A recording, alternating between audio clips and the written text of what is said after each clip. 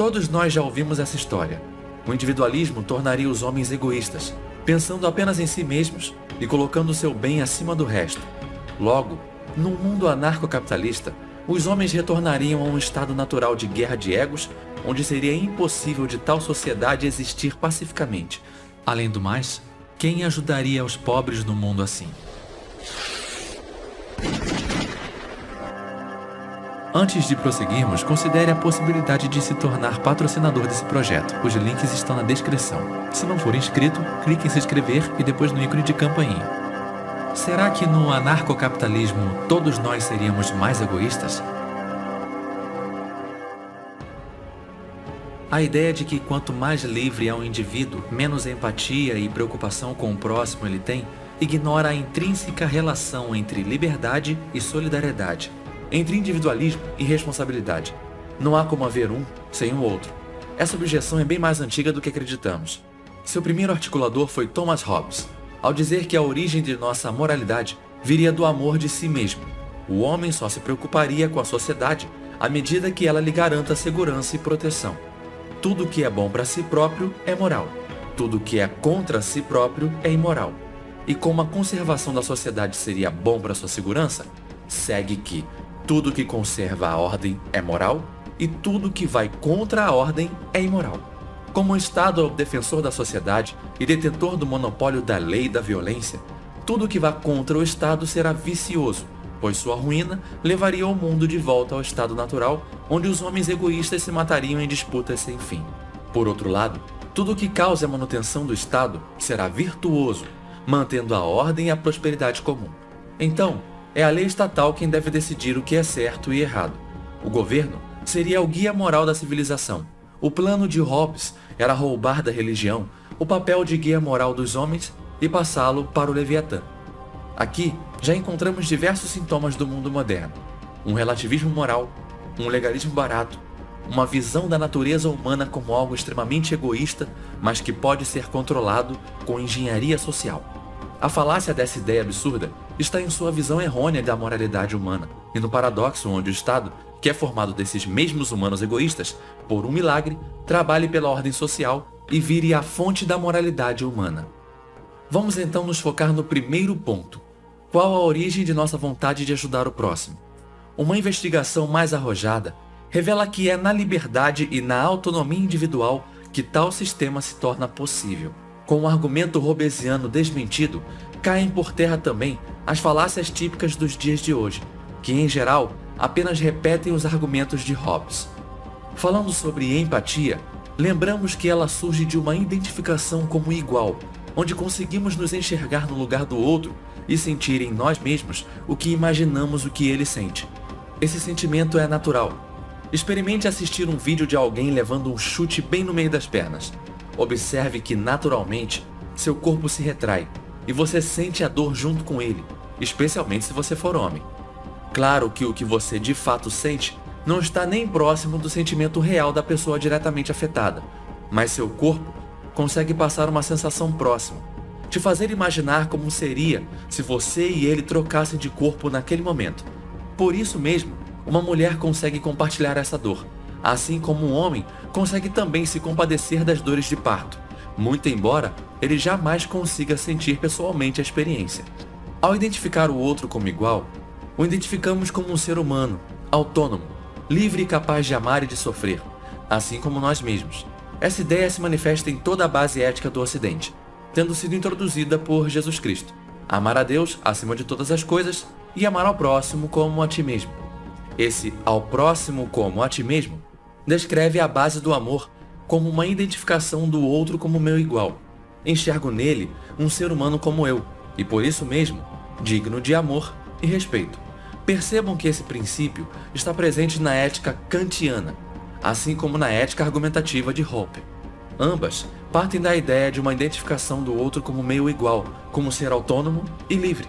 Ao nos colocarmos no lugar do outro e imaginar sentir o que ele sente, nos estimulamos a imitá-lo. Quando sorrimos para uma pessoa em uma conversa calorosa, estamos mandando estímulos miméticos que a induzem a sorrir de volta. Esses sinais empáticos fortalecem o vínculo entre os dois falantes, criando uma sintonia entre seus sentimentos que os aproxima. Esse sistema revela o caráter mimético das relações sociais. A tendência natural dos membros de uma espécie de imitar uns aos outros, aprendendo comportamentos pela observação. Esse desejo de imitar o outro se manifesta no desejo positivo de igualdade, de querer ser tão grandioso, tão bom quanto ele e se esforçar para alcançá-lo. São os nossos ídolos, pessoas que nos inspiram a ser melhores, imitando seus comportamentos, seguindo seus conselhos por admirarmos seu caráter, sua inteligência ou capacidade.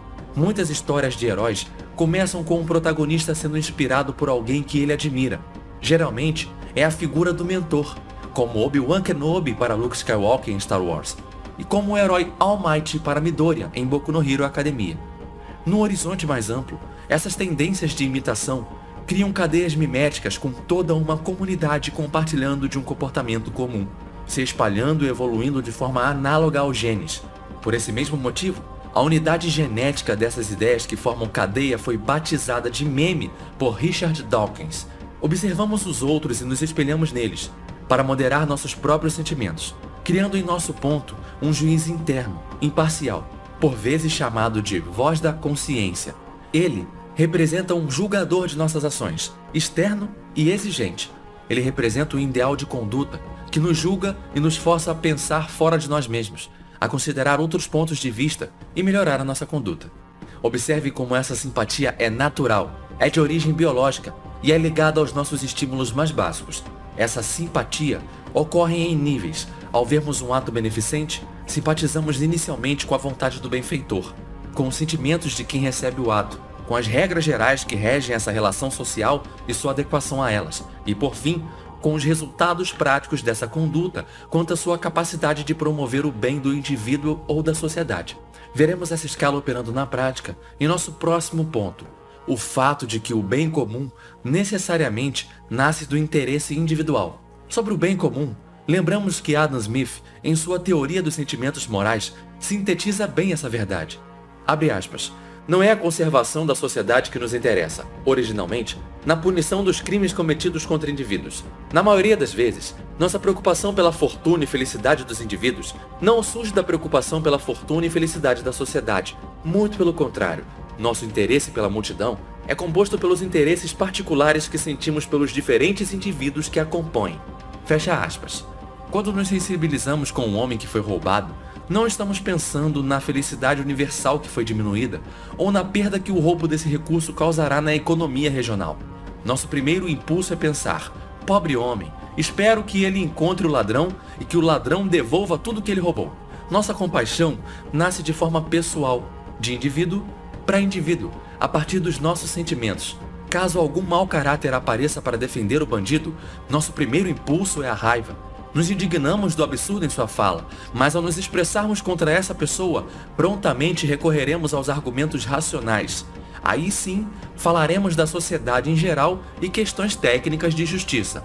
Logo, mesmo quando fazemos argumentos racionais, mesmo quando fazemos uma defesa da sociedade em geral, nosso impulso inicial sempre começa de forma individual e de impulsos pessoais para depois se articular em algo mais geral. Se procurarmos as histórias de associações comunitárias ou campanhas beneficentes, sempre veremos que tudo começou por um interesse pessoal de quem montou o grupo.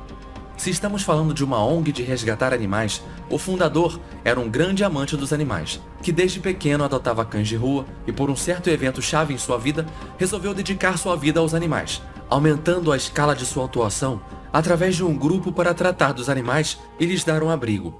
Logo, sua ação inspiradora atrairá outros indivíduos pelo impulso mimético de imitar quem se destaca. Suas ideias se espalham pela cadeia mimética e logo a ação que era individual se torna coletiva.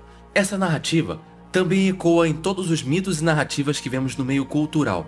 Por mais altruísta que seja o herói, a história dele sempre começa por um objetivo pessoal, que aos poucos escala até que o herói decide salvar todo mundo no final, até mesmo se sacrificando pelo bem de todos. Isso pode ser observado na clássica jornada do herói, também chamada de monomito, um padrão que foi encontrado em quase todos os mitos da antiguidade.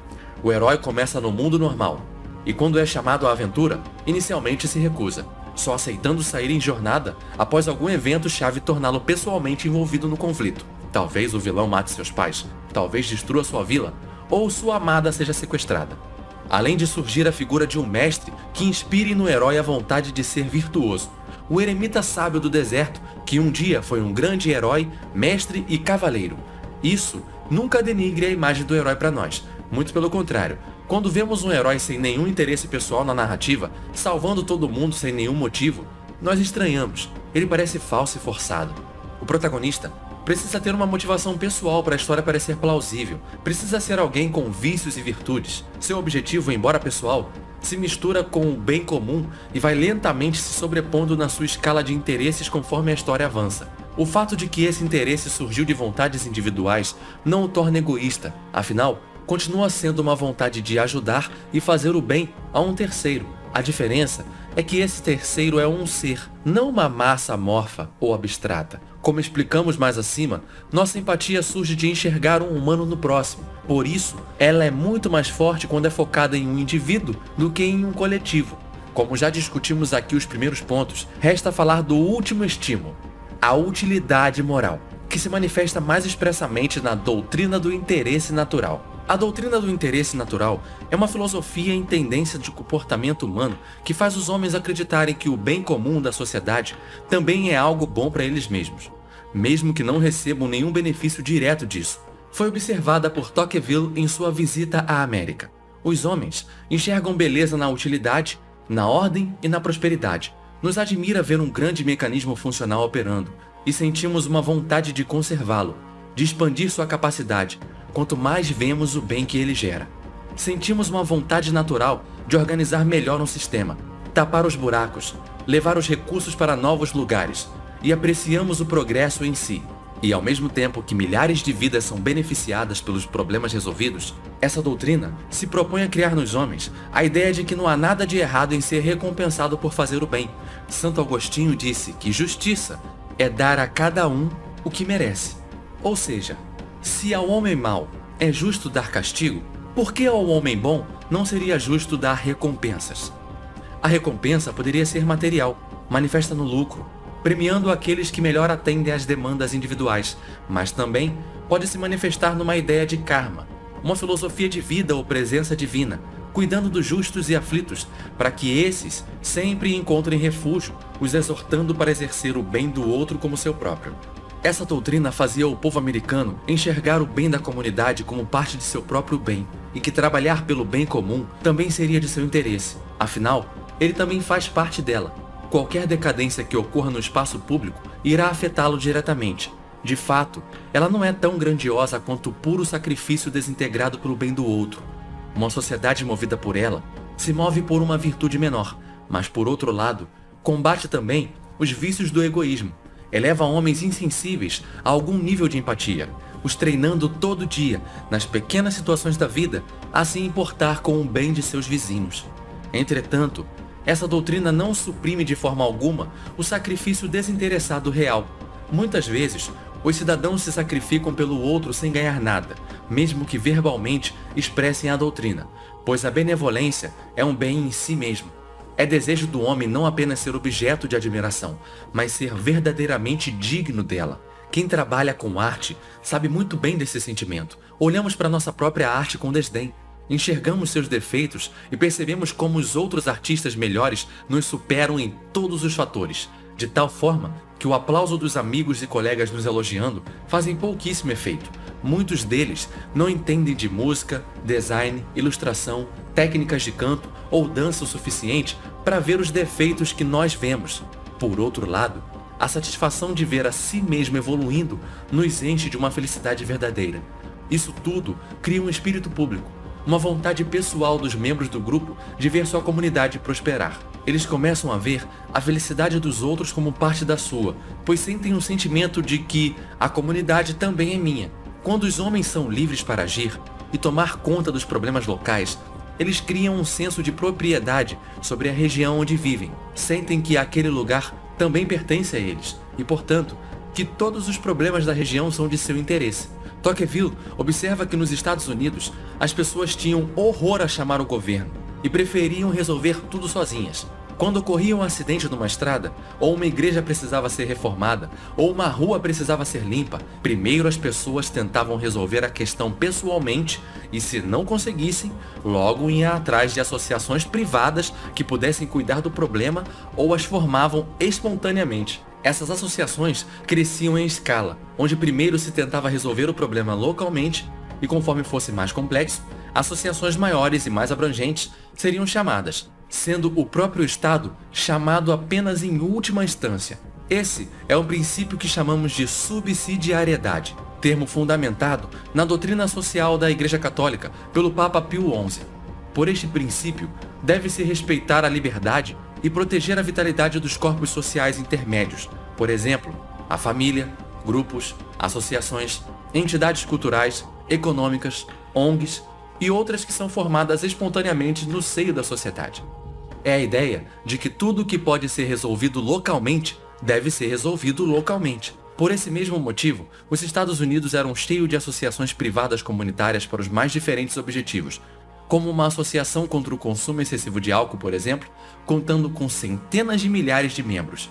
Isso cria uma sociedade viva e ativa, onde os problemas surgem e são rapidamente tratados, e tal sociedade só pode existir, ressalta Tocqueville, em um ambiente de mais ampla liberdade, onde os homens sintam que são independentes e, portanto, donos dos problemas da comunidade, donos de sua propriedade privada.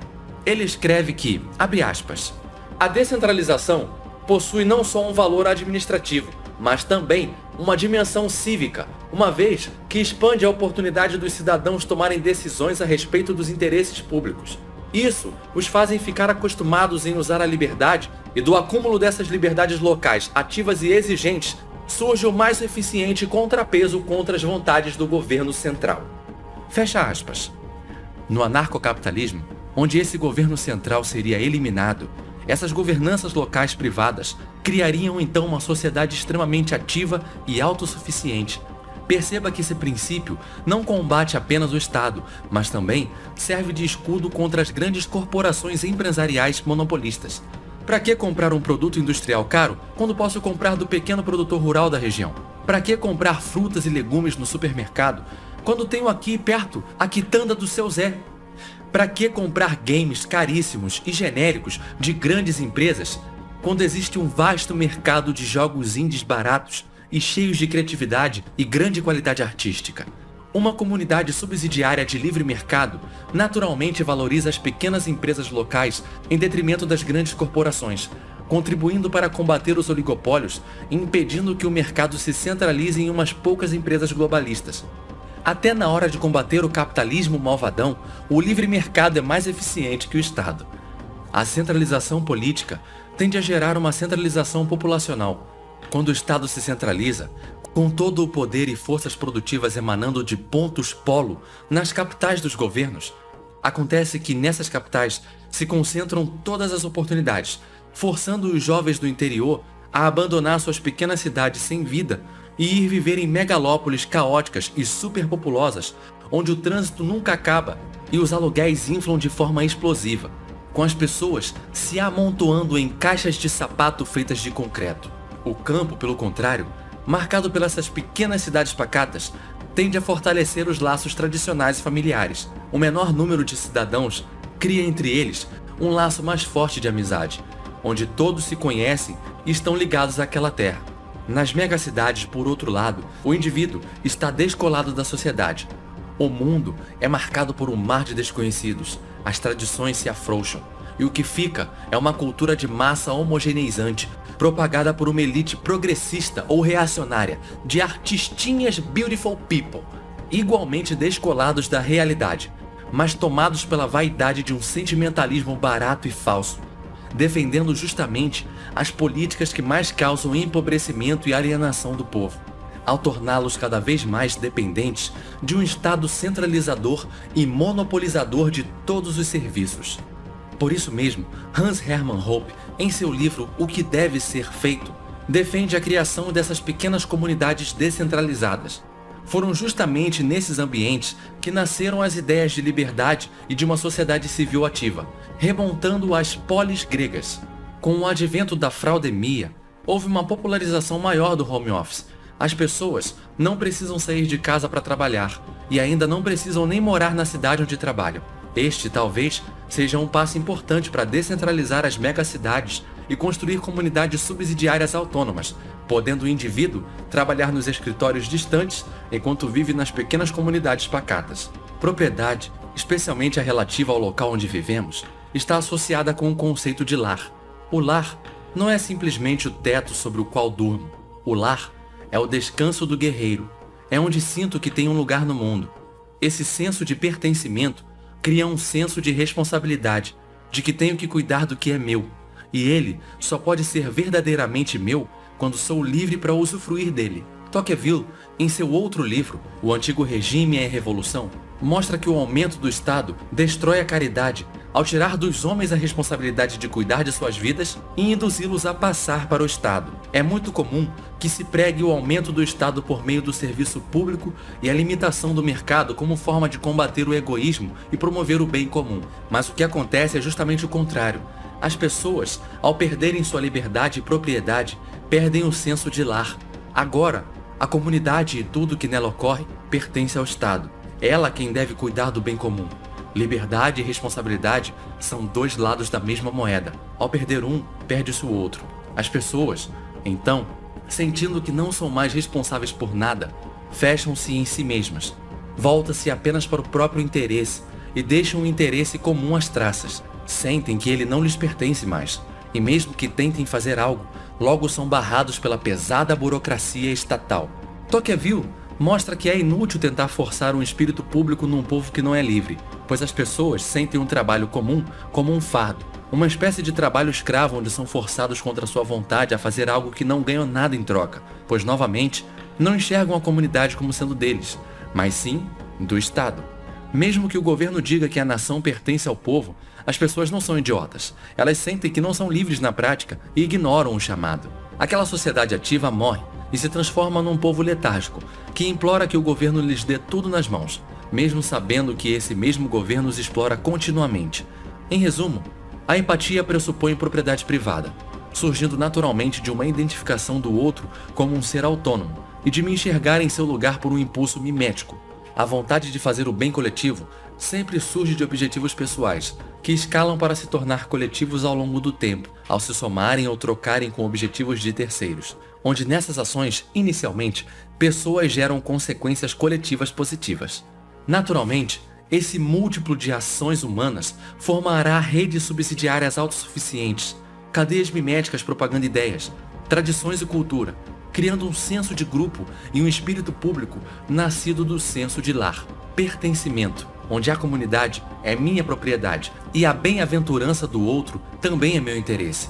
Quando ele lucra, eu também lucrarei. Algo que só é possível numa sociedade livre e descentralizada, baseada em associações privadas e auto-interesse individual, onde o mérito é premiado e aqueles que se destacam naturalmente são reconhecidos e imitados pelos demais. Quando analisamos que a sociedade seria essa, logo percebemos que se trata da sociedade de leis privadas. É o anarcocapitalismo, que ao devolver aos homens a sua liberdade e responsabilidade, criaria não só a sociedade mais eficiente na alocação de recursos, como também a maior provedora do bem-estar social.